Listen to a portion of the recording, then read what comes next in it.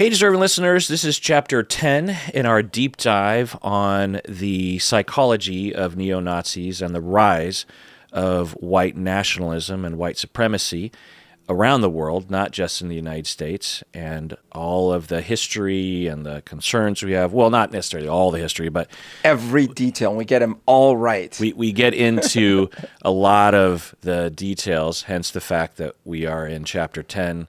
Berto, in this episode, you are going to lead us off by getting back to your outline with the history. But first, let's introduce the podcast. My name is Dr. Kirk Honda. I am a therapist, and I'm also a professor, and I am a YouTuber and a podcaster, and this is the podcast and YouTube channel called Psychology in Seattle. Lots of hats. My name is Humberto Castañeda, and I research whether aquamarine is more blue or green. So, Berto, lead us away. Yeah, I wanted to touch upon a couple things. One of them, I watched this movie as part of doing this research that I had watched before but hadn't really absorbed or paid attention, called Conspiracy. And it's about when the Nazis got together, the top leaders of the party, most of them anyways, to decide on the final solution. And it's horrifying. And it's incredible because I've never watched a movie where all they're doing is just talking. And it's like one of the most horrific things. Some people might not know what the final solution refers to. Oh, yeah, fair enough. Totally. So, as we mentioned before, one of the key pieces of the ideology for the Nazis was the purity of the race, the Aryan race, all these things. And that they really disliked the Jewish people and the Jewish population. They thought they were A, definitely not the right kind of race, B, that they were coming, invading, taking over, being manipulative, all these kinds of things. And they really didn't want them around.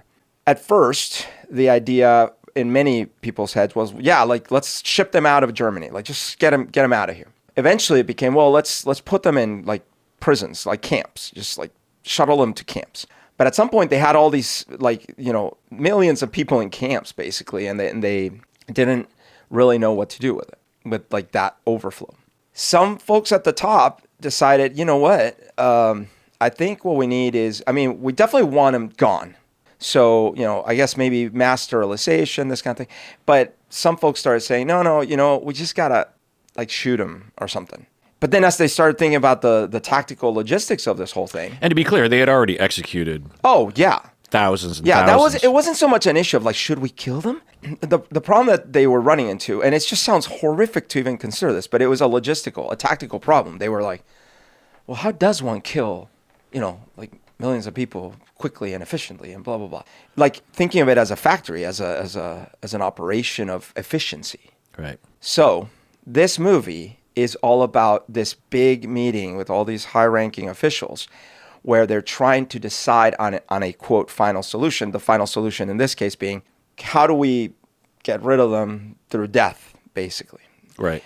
What's the most time-efficient, cost-efficient, labor-efficient method, as if you were talking about how to make a bunch of cars or something, right? Okay, how do we cut costs? What's the fastest way? What's the most efficient? Exactly. They're talking about how to kill millions of Jewish people. Millions of Jews. And then to be clear, a lot of the participants in this meeting, they weren't yet at the conclusion. They were still thinking, well, I don't know, we'll ship them out to somewhere else.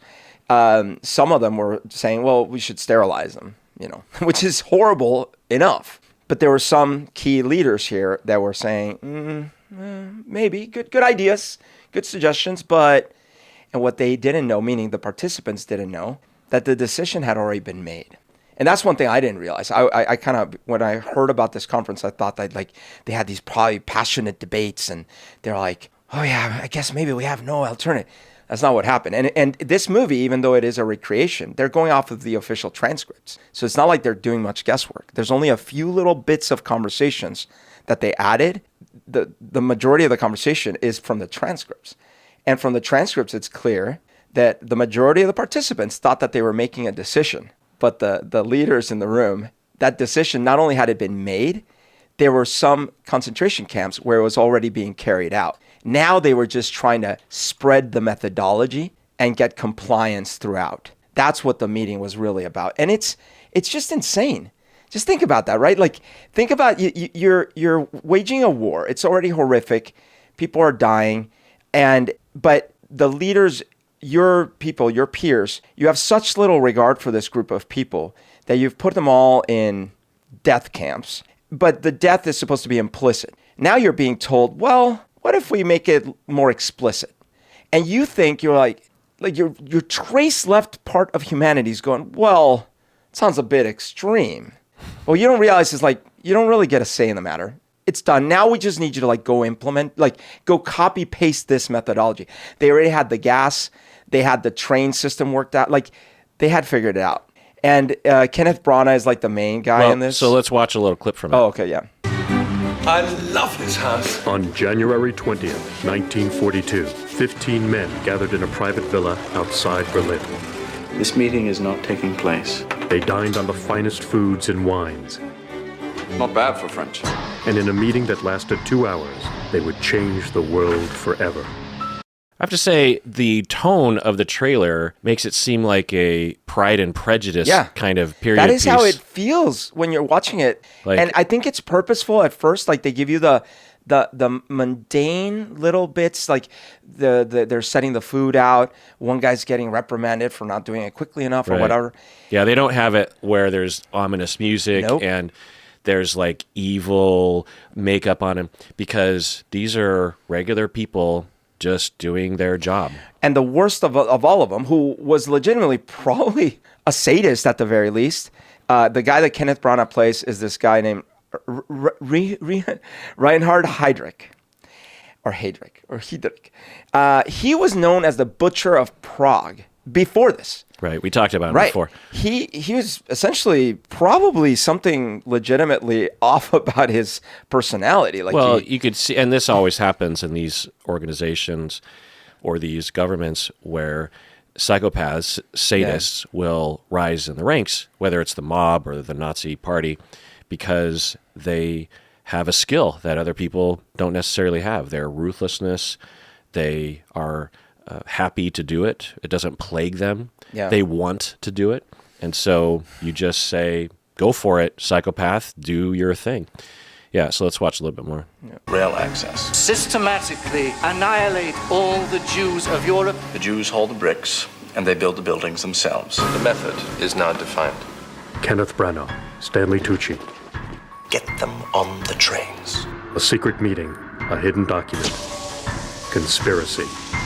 So, it's interesting.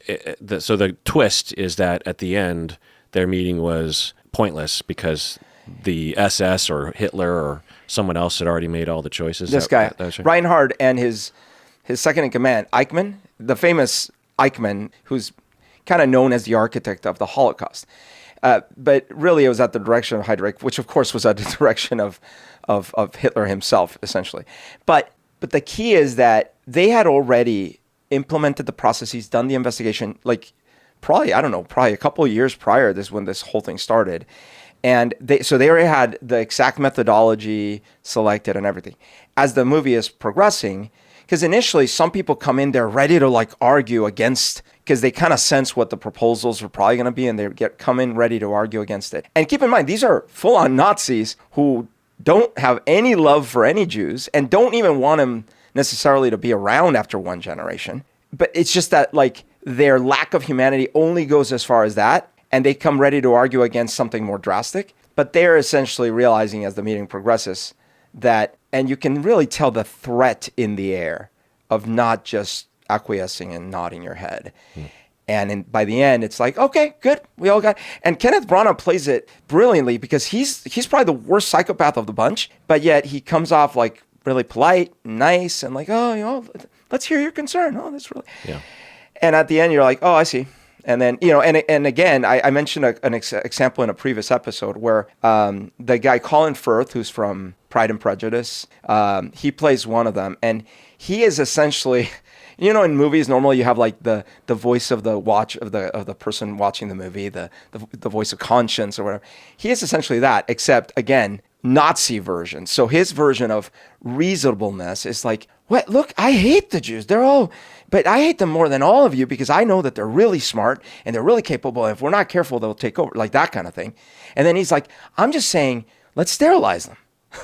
That's the voice of reason. Mm-hmm. And everyone else is, some of them are like, yeah, that sounds good. But in the end, it's from the doesn't. transcript, which is... yeah, and most of the movie is from the transcript. That's just amazing. Yeah. I mean, because so many of these historical dramas break from the history, and I'm Googling around after watching the movie how accurate it was and finding out, especially more so lately, that they drastically diverged from the history in some very meaningful ways. You know, they have sometimes in these movies they have to cut corners and condense people or events and this sort of thing. You know, movies like Braveheart or other kinds of movies like that where it's just like, you might as well have just said it was a fictional movie. That would have been fine. A fictional movie about a fictional... Inspired by... or Game of Thrones, right? That's inspired by, but no one thinks of it as historical drama. So to have it be based on the transcript and to have it still be interesting as a movie, right? Because it's so chilling and the drama. Is. And the reason I'm bringing it up in this series is because this is an example of the extreme outcrop that starts with, hey, this population, we don't like them. They're kind of invading our land. And this wasn't thousands of years later. This is like a decade later. They're like, okay, I guess we should just round them all up and massacre them all in the the most efficient ways possible. And it's just, it boggles the mind. And watching it play out and just knowing that whatever they strayed from the transcript, like this is basically what happened. And that most of them were just bureaucrats going like, well, yeah, I mean, I hate the Jews, but whatever, what do we got to do? And they're just going about their business. Yeah. They're not sitting there. It would have almost made your mind feel better if they're going in there like with their pentagrams and Hail Satan and like the demons. No, they're like, yeah, hey, how's it going? Did you go to the thing? Oh yeah, whoa, this wine tastes delicious. Yeah. Anyways, what's our plan? Well, I don't know. The logistics are getting hard. Right. It's bizarre to think that crazy. These guys in today's world would be dudes that we might hang out with at a Christmas party or something or a work party and have a very pleasant conversation with. They might even be good friends of ours. It might have literally have been us. I mean, just imagine if we were in that society, right? Where would we have been? We'd like to think that we would be rebels and we would be against the Nazis, but statistics show we wouldn't have been. I think statistically, both of us would be dead. Well, let's say we were white, though. Let's say, we fit in somehow with our personalities. And the odds statistics are that if we had been raised in that environment, most of us would have been Nazi soldiers and Nazi whatevers. Right. The reason why we emphasize this is that so often with these kinds of narratives, we will demonize these individuals, and I suppose rightfully so, but we will separate them from the human race and from ourselves and from our time and from our neighbors when that is not the valid way of looking at it. And we'll get into it later in terms of the research that psychology engaged in, some pretty famous and not so famous research studies in the lab and otherwise, trying to figure out how could people do this in Germany? How could all of those people, because you had a handful of people that were engineering all this, but you had millions upon millions of Germans that were going along with it. And why? How? How does this happen? And if we understand how it happens, then maybe we can prevent it, right? The other reason why you're bringing this up is because it connects to today.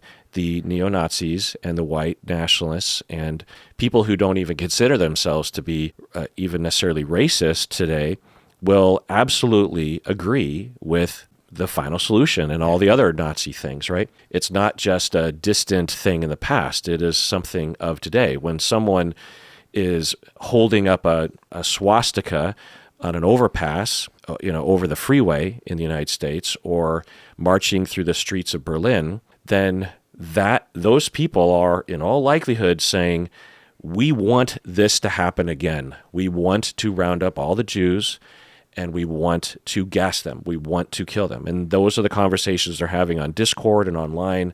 Those are the memes that they're putting up. And the ones that aren't going to that extreme, what I'm also pointing out is that in the initial rallies in 1919 at the beer halls, the conversation wasn't, and then we should take the trains and they should go to a thing and we're going to use this kind of gas and 1 million will die. That wasn't the conversation. It was, look at your neighborhoods. We're being overrun. What should we do? We need our jobs. it was a lot more, quote, palatable, right? Right. Yeah. Relatable, but yeah. slippery slope. Right. And people in power, then you get what you get. Not to mention, to your point, there are people literally asking for, no, we want to kill them. Yeah. Right. Yeah. So then the war luckily ends with these people being stopped. And, the Allies come in and everything. But as I was doing this research, I came across some stuff that is probably obvious to anyone who studied this part of history. I didn't. But, we'd like to think that, the good guys rolled in, saved the day. Everything was good. And part of that was because in contrast, like the stuff the Nazis were doing is just like so horrific that, all the soldiers were like appalled. Everything was crazy. However, the more I looked into things, yes, the camps were like atrocious.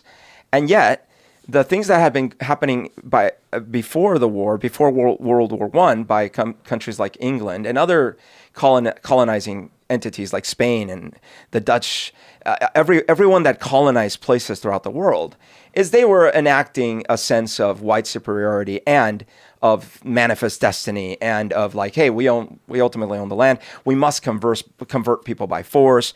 We must, like this and religious mandate to save those savages. Right. So this was a trend. Well, and yeah, because if you think about it, some of these were like, well, we're not here to save anyone. You all got to go or you're going to die. We're the pure ones. But even the ones that were like, well, no, we're here to save. We're here to save by the sword. Right? Like it was brutal and vicious.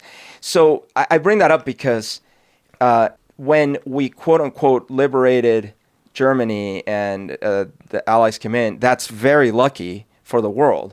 And yet it didn't make the underlying racism and ideologies just magically disappear. So at one of the first episodes, I read a quote and I didn't tell you who it was by. Here's another quote by the same individual, and then I'll tell you who it is. Either the displaced persons never had any sense of decency, or else they lost it all during their period of internment by the Germans. My personal opinion is that no people could have sunk to the level of degradation these have reached in such short space of 4 years. Talking about the survivors from the camps. Horrible, right? Like basically saying, they were subjected to horrible things, but no one would act like this after just 4 years. Think about that. What do you mean no one? He's saying that there must be something inherently wrong with these people to be acting, how are they acting? Well, they were all extremely shell-shocked, in complete disarray. They couldn't take care of themselves.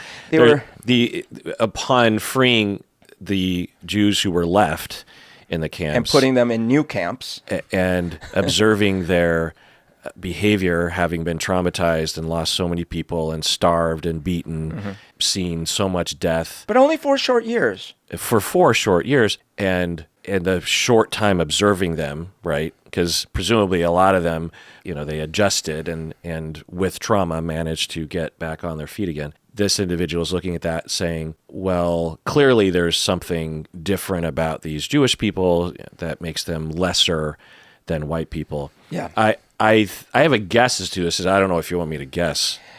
Well, you guess after this one, because he follows with, Harrison and his ilk believe that the displaced person is a human being, which he is not. And this applies particularly to Jews who are lower than animals. Yeah. Yeah, I don't know who Harrison... Harrison was someone that wrote a report trying to denounce some of the practices in the camps that the good guys had set up for these displaced people. I see. Do you have a guess? Because I would have never guessed. Well, General Patton was... Yes. Yeah. Coming from Colombia, I never really knew much, but seeing movies and things, I didn't even see the movies, but I just always heard Patton, Patton, Patton. So I have this idea of Patton as like this glorious hero of World War II, right? Didn't he free the Pacific? He was amazing. No, right? not the Pacific. He was in Europe. You're thinking of MacArthur, which was another interesting figure, but Patton freed Europe. Well, he was involved, along with Bradley and others. So all I knew is he was a hero. Yeah, and so like I come to find out that, well, product of his age, he was lots of racism. But he was particular. His colleagues, including his chief, Eisenhower, was constantly getting on his case and telling him to shut the F up. And he was eventually fired, as much as you can fire someone. Right. And then he died rather mysteriously as soon as Patton has been used in his way, because that was the problem. They wanted to get rid of Patton a number of times because of the stuff that he would say. Learned. And the fact that he wouldn't work with the chain of command, there's all sorts of problems. I think he was a little Mussolini kind of character, you know what I mean? And in times of war, sometimes that actually is helpful. It's just like Julius Caesar. Like in times of war, you want someone like that, but in peacetime, you don't want someone like that. I have this I had before this certainly, kind of a naive notion about World War II. Like the good guys, the bad guys, we go in, we clean up. Oh man, so lucky. And I mean, there is something to it. Like clearly there was absolute evil, and then there was not absolute evil. And yet, as I found out, there's a lot more gray there than one would like.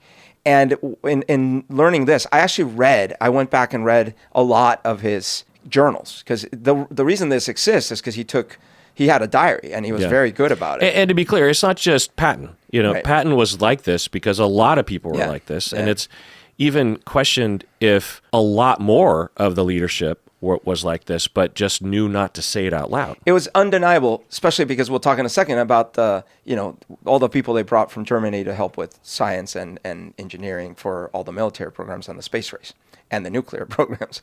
But this was kind of, as you said, even in its own time, it did still stand out. It was a little too much. He was I read, like I said, I read a lot of the writings. A lot of it sounds completely fine. In fact, wow. Yeah, because, he is also an experienced general, and he's got a lot of field experience. So a lot of the things you read, you're like, wow, you would only know that if you've really been there. And because he was saying, oh, they were doing this, but that doesn't make any sense. They should be doing this. And it's just incredible to see. And yet interspersed in there, you'll find these horrific things. Yeah. And so it's crazy. And you were mentioning that he actually had a lot of respect for a lot of the German officers, and he would apparently salute them and say hi to them and kind of try to bond with some of them. Yeah, I mean, there's nothing necessarily wrong with seeing the humanity in the defeated army. Sure. I think it was a sense of admiration that bugs me. Right. It seemed like he wanted to be with them. Having said that, he absolutely was pivotal in defeating a lot of Nazis, a lot of German soldiers. He didn't hold back. He was, if anything, one of the most bloodthirsty generals in Europe, much to the chagrin of Eisenhower, who was just like, will you please coordinate and be a team player? We're trying to work among ourselves, and we're trying to work with the Brits as well, and he keeps doing all these things and saying all these things. So it's a weird dichotomy that he was a very important person and in a way helped to free a lot of Jewish people before they were killed, right? Absolutely. And his views aside from that, he was instrumental. And in realizing this and reading about other things, what the picture that started coming together was that, but it makes so much sense. Nothing about the ending of World War II was about ending racism or white supremacy or anything, even though certainly it stopped egregious instances of it in its tracks. But it wasn't like the war ended and then this educational program swept throughout the land of how it was all wrong and how we should all really think differently about the world. Well, I appreciate what you're saying. It's not like we defeated anti-Semitism or we defeated racism. But at the same time, there was a fair amount of efforts to educate and to change. And there was a cultural shift away from the kinds of things that were bubbling up. I don't know the entire story, but from what I understand, there were things that were bubbling up pre-World War II that were allowable conversations to have about eugenics and about, other kinds of Nazi-ish or flat-out Nazi ideas that respectable people like Kellogg and others would talk about in the open and would receive a lot of nods of heads.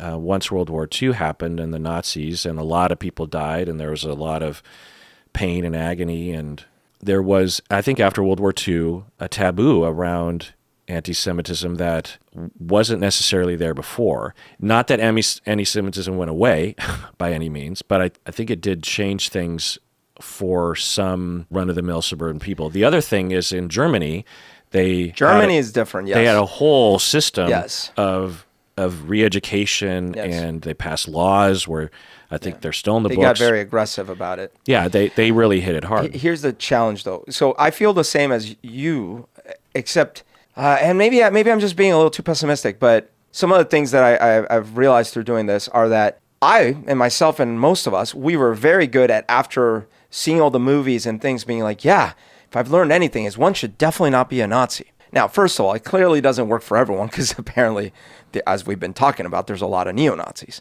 But they're percentage-wise, that's still a small percentage. But the mistake that I think I've certainly made in my adult life is relegating it to like, yeah, I shouldn't be a Nazi. Nazi is just that. Okay, so there was that. But not being bigoted and racist and supremacist and things like that isn't relegated to just the Nazis. Yeah. And I think that's the thing. So, because the other thing that happened is a lot of Nazis, as you know, fled to South America, and they were given aid and comfort. Yeah. Then the CIA brought over tons of scientists. Some of the top space race scientists were ex-Nazi doctors and scientists. Yeah. And that's another case of like, well, I guess we wouldn't have done as well in the Cold War without all that brain power. And yet some of them had they were directly experimenting with children in a lot of the camps, brutally, viciously, and they got a pass. And so that's where I was like, yeah, the lesson, don't be a Nazi, is definitely a good lesson. But there was still a percolation, which I guess is where we see, okay, why the majority of our leaders in this country are still lean white supremacists. Mm-hmm. And even if they're not marching in Nazi rallies, right, they'll still say a lot of the same terminology and a lot of the same things. Why in South America there's been such a problem with supremacy. Right. And I absolutely appreciate this point that if you had asked me, I don't know, even 20 years ago, the percentage or the amount of high-ranking politicians in the United States have Nazi-leaning ideas, I would say very, very few. But when Trump was elected and they were emboldened and they started coming out of the woodwork and getting elected, then now all of a sudden we see that, no, there are plenty of politicians in the United States who are absolutely Nazi-leaning and are saying Nazi things, including Donald Trump. So it's not as if those people just sprung out of nowhere. They've always been there. Yeah. And now they're just being revealed because they can't stop themselves during a speech, or they can't stop themselves from a screed on Twitter or something, you know? And many of them would say, oh, of course I don't like Nazis. I'm glad we won World War II. Another thing that I learned through this was that, like I said, the CIA brought over a lot of scientists, but they also recruited a lot of spies. It really messed with my head going through this, and I know that it's easy, when you're just reading and doing research, it's easy to say, well, you should never do this or you should always do this. I get that. But on balance, I feel like there's a lot of dirty hands on balance here, because it's one thing to not wholesale murder the entire Nazi party. I get that, because maybe you become your enemy. Maybe you become the monster. It's one thing to also, like you were saying, well, how long are we going to try people? Like, how much effort and money and stuff are we going to spend doing this? Get that. But it feel like the pendulum swung a long way the other way. Like, oh, we're going to get as much value as we can from this and just ignore who these people were or what they did beforehand. And that really feels like blood on our hands. Yeah. So anyways, that's didn't feel great. But that was the outcome. That was the outcrop of the war. And then that led us into kind of what the modern era, which is where the neo-Nazis have been springing up. Well, let's take a break. And when we get back, the rest will be just for patrons of the podcast. So become a patron and you can hear the rest of this episode and all of our other deep dives and the full series on the psychology of neo-Nazis. And everyone out there, please take care of yourself because you deserve it.